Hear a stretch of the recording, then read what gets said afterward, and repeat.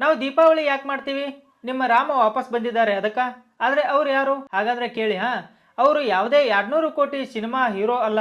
ಬದಲಿಗೆ ಅವರು ಪ್ರಜಾಪತಿ ಮನುವಿನ ಮಗ, ಇಕ್ಷ್ವಾಕು ಕುಲದಲ್ಲಿ ಹುಟ್ಟಿರೋ ಶ್ರೀರಾಮ ಅವರು. ಅವರ ಕುಲದಲ್ಲಿ ಎಂತೆಂಥ ರಾಜರು ಇದ್ರು ಅಂದ್ರೆ ಅವರ ಕೀರ್ತಿನ ಕೇಳಿ ಕೇಳಿ ಸಮಯ ಕೂಡ ಸುಸ್ತಾಗುತ್ತೆ. ಮಹಾರಾಜ ಪ್ರತು ಅವರ ಹೆಸರಿನಿಂದ ಭೂಮಿಗೆ ಪೃಥ್ವಿ ಅಂತ ಕರೆದ್ರು. ಮಹಾರಾಜ ಸಗರ ಅವರ ಹೆಸರಿನಿಂದ ಸಮುದ್ರಕ್ಕೆ ಸಾಗರ ಅಂತ ಕರೆದ್ರು.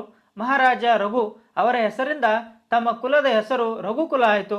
ಮಹಾಬಲಿ ಮಹಾರಾಜ ತ್ರಿಶಂಕು ಇವರು ಜೀವಂತ ಇದ್ದಾಗಲೇ ಸ್ವರ್ಗಕ್ಕೆ ಹೋಗೋಕೆ ನಿರ್ಧಾರ ಮಾಡಿದ್ರು.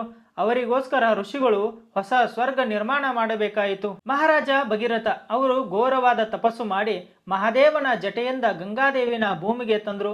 ಮತ್ತೆ ಅವರ ಹೆಸರಿಂದ ಗಂಗಾದೇವಿಗೆ ಭಾಗೀರಥಿ ಅಂತ ಹೆಸರು ಬಂತು. ಧರ್ಮನಿಷ್ಠ ಚಕ್ರವರ್ತಿ ಸಾಮ್ರಾಟ ರಾಜ ದಶರಥ ಇವರು ದೇವತೆ ಮತ್ತು ರಾಕ್ಷಸರ ಯುದ್ಧದಲ್ಲಿ ರಾಕ್ಷಸರನ್ನ ಸೋಲಿಸಿ ದೇವತೆಗಳಿಗೆ ಜಯ ತಂದು ಕೊಟ್ಟಿದ್ರು.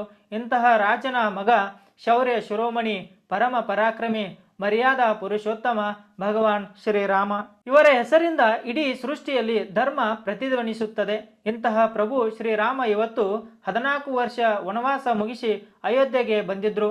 ಅದಕ್ಕೆ ನಾವು ಲಕ್ಷ ದೀಪ ಹಚ್ಚಿ ದೀಪಾವಳಿ ಮಾಡ್ತೀವಿ. ಈ ಕತೆ ಏನಾದರೂ ನಿಮಗೆ ಇಷ್ಟ ಆಗಿದ್ರೆ ದಯವಿಟ್ಟು ಲೈಕ್ ಮಾಡಿ, ಫಾಲೋ ಮಾಡಿ. ರಾಧೆ ರಾಧೆ.